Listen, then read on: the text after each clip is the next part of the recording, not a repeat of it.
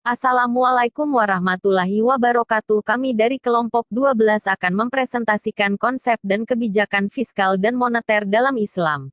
Kami dari kelompok 12 dengan anggota pertama Ningrum Marcella, kemudian Reni Setiowulan, Muhammad Arsyad Aldian dan Tristian Ningsih.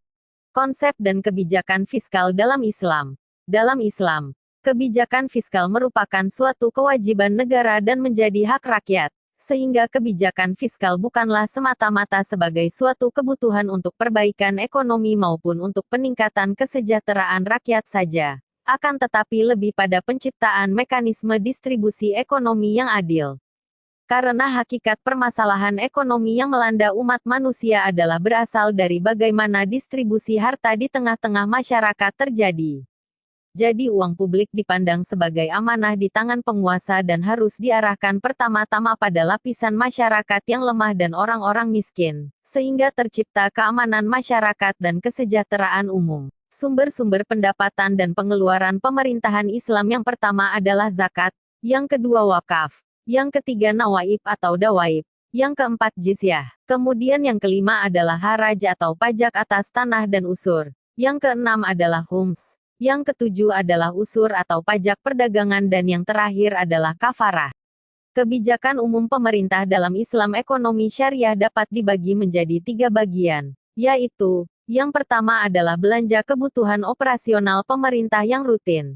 Yang kedua belanja umum yang dapat dilakukan pemerintah apabila sumber dananya tersedia. Yang ketiga adalah belanja umum yang berkaitan dengan proyek yang disepakati oleh masyarakat berikut sistem pendanaannya. Adapun kaidah syariah yang berkaitan dengan belanja umum pemerintah mengikuti kaidah-kaidah yang disebutkan di atas. Secara rinci pembelanjaan negara harus didasarkan pada prinsip efisiensi dalam belanja rutin, yaitu mendapatkan sebanyak mungkin manfaat dengan biaya yang semurah-murahnya.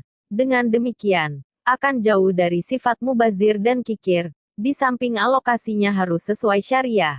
Kemudian yang kedua adalah prinsip keadilan, artinya, tidak berpihak pada orang yang kaya saja dalam pembelanjaan. Kemudian, yang ketiga adalah prinsip komitmen pada syariah dengan skala prioritas dari yang wajib, sunnah, mubah atau darurah, hajiyah dan kamaliyah. Kemudian, konsep dan kebijakan moneter dalam Islam. Kebijakan moneter atau politik moneter merupakan politik negara dalam menentukan peraturan-peraturan dan tindakan-tindakan dalam lapangan keuangan negara. Secara lebih khusus kebijakan moneter mempunyai pengertian sebagai tindakan makro pemerintah melalui bank sentral dengan cara mempengaruhi penciptaan uang. Dengan mempengaruhi proses penciptaan uang, pemerintah bisa mempengaruhi jumlah uang beredar, yang selanjutnya pemerintah bisa mempengaruhi pengeluaran investasi, kemudian mempengaruhi permintaan agregat dan akhirnya tingkat harga, sehingga tercipta kondisi ekonomi sebagaimana yang dikehendaki. Kebijakan moneter dalam Islam berbijak pada prinsip-prinsip dasar ekonomi Islam sebagai berikut. Yang pertama, kekuasaan tertinggi adalah milik Allah dan Allah lah pemilik yang absolut. Kemudian, manusia merupakan pemimpin, khalifah, di bumi, tetapi bukan pemilik yang sebenarnya. Kemudian yang ketiga, semua yang dimiliki dan didapatkan oleh manusia adalah karena seizin Allah. Dan oleh karena itu saudara-saudaranya yang kurang beruntung memiliki hak atas sebagian kekayaan yang dimiliki saudara-saudaranya yang lebih beruntung. Selanjutnya yang kelima, kekayaan tidak boleh ditumpuk terus atau ditimbun. Dan yang keenam, kekayaan harus diputar.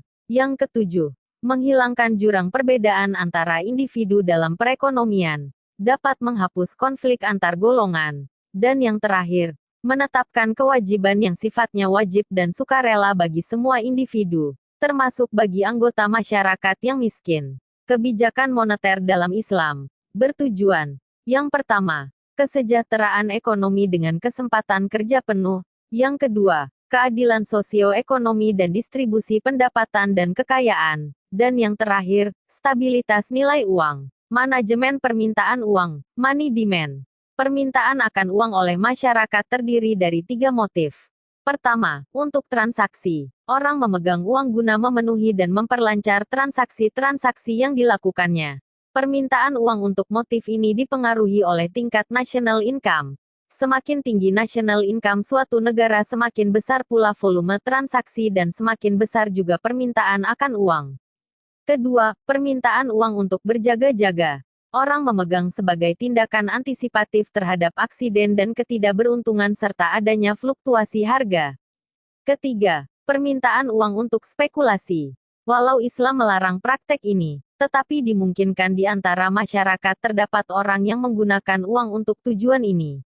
Spekulasi dilakukan tiada lain untuk memperoleh keuntungan dari sistem keuangan berbasis bunga. Manajemen penawaran uang, money supply. Penawaran uang adalah jumlah uang yang beredar di masyarakat. Besar kecilnya penawaran uang ditentukan oleh masyarakat umum, bank-bank umum, sektor perbankan, dan utamanya oleh pemerintah melalui bank sentralnya. Uang beredar adalah jumlah seluruh uang kartal dan giral yang dapat digunakan oleh masyarakat. Uang beredar memiliki dua pengertian, yaitu uang beredar dalam arti sempit dan uang beredar dalam arti luas.